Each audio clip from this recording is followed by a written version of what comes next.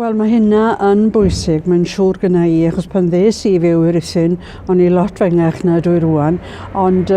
chys i ddim trafferth i'w gwaith, ond mae eisiau denu mwy o bobl ifanc i mewn i'r dre, yn enwedig yr rhai sy'n siarad Cymraeg, achos mae yna dipyn bach o ofid dros Gymru ar hyn o bryd bod y bobl ifanc ni yn mynd lawr i Gaerdydd ac i Lerpwl ac i lefydd felly, ond ni eisiau cadw nhw'n Rhuthun os fedrwn ni mwyn achub pethau fel capeli ac ysgolion a mynd i'r siopau. Wel, swn i'n cael gweld mwy o ddiwydiannau yn dod i fyny'r dyffryn ni o'r arfordir i fyny tua'r Rhuthun ffordd yma, i arbed pobl ifig rhag mynd yr holl ffordd i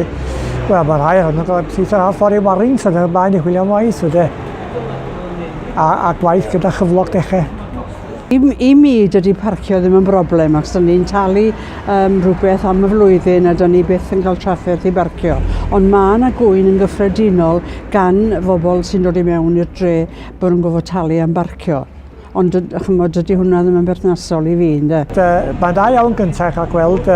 bob math o wyliau cael eu cynnal mewn llefydd ar Rhyl a Llangollen i ddenu busnes yn y blaen. Ond hefyd sy'n licio gweld rhai dychwyliau llai cael eu cynnal mewn rhai o'r pentrefi bach yn yr ardal yma. Fel ni'n just dweud rwan, dwi'n byw Bwll Las a chydig fisoedd yn ôl i gawson ni gwyl fwyd yn y pentre yn y neuadd y pentre ac ar faes parcio'r pentre lle mae yna siop gymuned bellach wedi cael sefydlu a mi roedd yr ymwyl yma o fydd mawr i'r siop ei hun.